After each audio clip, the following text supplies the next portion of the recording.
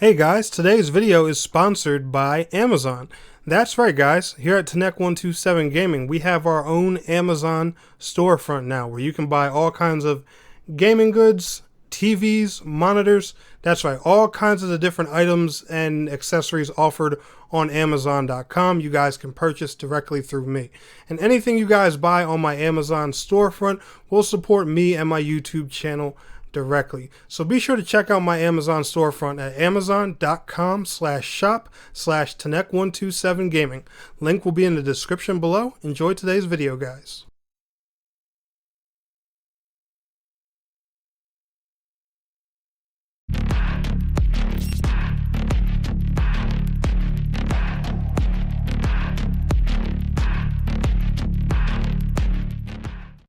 Hello gamers and gamettes, what is going on? My name is Tenek127 and welcome back to another video. And before we get into today's video guys, I do want to give a special shout out and a thank you to Mercury Steam for sponsoring today's video. They just gave me a little hookup for this really dope looking Alicia skin in Spacelords. And I've been wanting to take a 2021 look at Spacelords anyway because I haven't checked this game out and gave it an honest look since 2019. And there has been a ton, and I mean a ton of changes with it. And one thing I will say about Spacelords straight up is it's been a little bit lackluster on the content side, but in all fairness, Mercury Steam, they are a smaller indie developer based out of Spain, and they've been working on the amazing Metroid Dread for God knows how many years now, and that game just recently came out. And a Metroid game, I know that's something big and serious, so bravo to the team, and special thank you for them doing that. And to my personal opinion, I think that's probably part of the reason Spacelords hasn't had really any major content updates lately, but the game has seen a lot of changes and a lot of interesting things added to it that I want to talk about today. So, what is Spacelords? That's probably your first question, and I would honestly say, take your favorite hero shooter, the goofiness of it at least, mix that with, I'm going to say, Warframe and Dark Souls, and then, and put a little bit of like the looter shooter elements in it. And voila, you have Spacelords. Now, I know that probably sounds a little bit crazy. And when I say Dark Souls, I don't mean, from their combat-wise or anything like that. It's just, Spacelords has an invasion mechanic to it, which gives it its PvP side. So let me explain. Spacelords has a bunch of random missions that you do. You pick a random hero who has a special weapon that they use, which can be customized, built differently and stuff like that, or have all kinds of different abilities, different fire types. You can put different elements on the weapon for that type of ammo to use. There's all kinds of different things you can do with the weapons here. Every hero, like I said, or Spacelord in this case has a special ability that they can use. And you go on a mission which will give you, more currency to build better weapons, make your current weapon stronger, make a better build for your character. And, of course, level you up your account and things like that. Well, during these PvE-based missions, a random player can invade your mission and make things very hectic for you at any given time.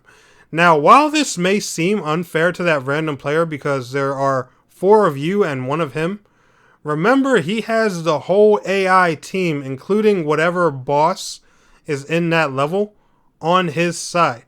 And Spacelords' boss fights aren't always the easiest thing in the world. A lot of them have some crazy mechanics.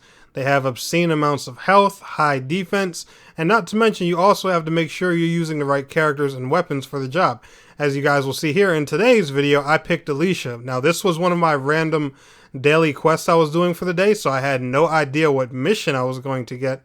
But I ended up getting stuck using Alicia, a shotgun character, versus a boss that flies around everywhere. Which, needless to say, can be a little irritating, but guess what? I get her anyway. Because Alicia's shotgun is pretty deadly, has a little bit of range to it, and in all fairness, the boss does swoop in pretty close to you because, they have to do some really devastating AoE attacks on the map that you guys will probably see here later on in this in this gameplay. But yeah, like I said, that invader, their job is to ruin your day substantially. And you can queue up for either of these two options. You can either be a raider, which is, the regular 4-man group that's going in to accomplish a mission, or you can be an antagonist, go in as a solo badass and try and ruin somebody else's game.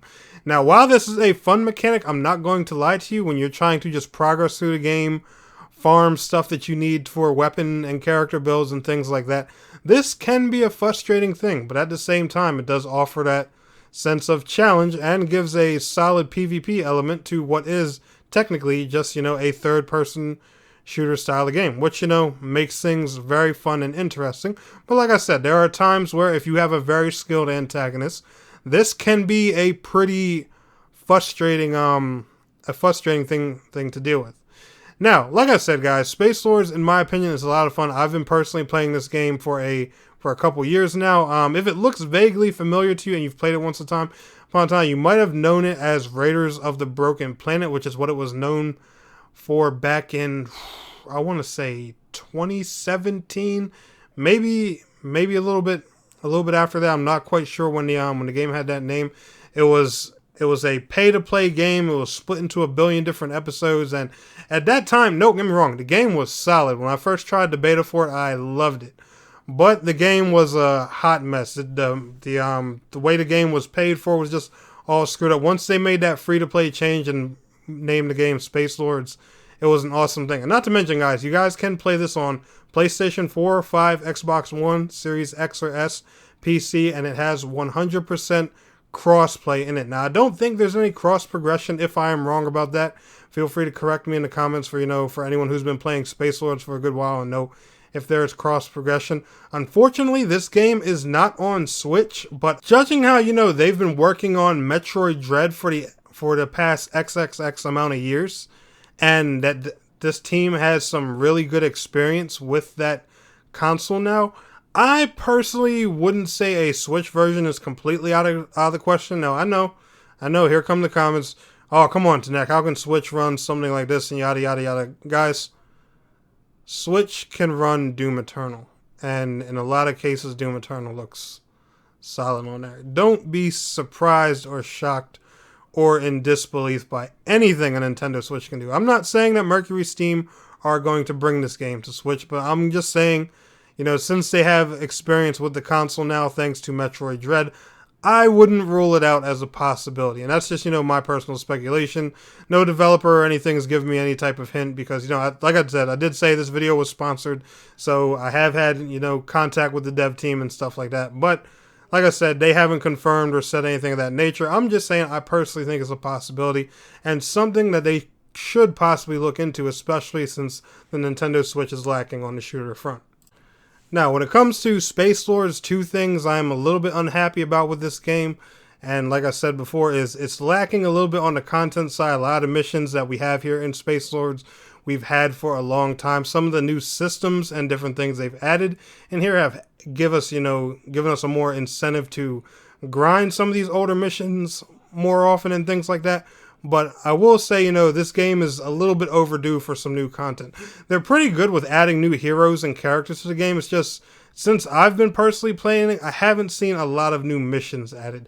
And I think that's one thing that will definitely help this game with its longevity, especially being a live service game and the game being somewhere in that looter-shooter-ish category. I'm not going to say it's 100% a looter-shooter per se, but one big part of it, of what you do is, complete missions to get materials to build better equipment and stuff like that. So it does have that looter-shooter-ish kind of feel to it. So, and I will say one problem that's common that genre suffers from is lack of content. So Spacelords, it does, it is a little bit lacking on the mission side. If you're a newer player, that's not going to bother you. But for people who've been playing this game for a long time, that probably is, one of their biggest complaints. But like I said, they're good with adding new characters and stuff like that. There's plenty of nice skins, cool weapons, and all kinds of things. They do different events. Like there's an event going on in the game right now for Halloween currently called Ghost Ship, which adds some cosmetics and some nice flare change up to some of the maps and levels and things like that. But like I said, guys, the The only real two complaints I have about this game is I think it could use some more missions and content. And of course, you know, me being a next gen console player, there's no next gen versions of Spacelords available. But anyway, guys, y'all enjoyed today's video? Leave a like. Let me know how you're feeling about it down in the comments below. Have you tried Spacelords? Do you plan on it? Are you interested? It's free to play. Let me know if you'd like to give it a shot. I'll see y'all in the next one. Peace out. Have a good one.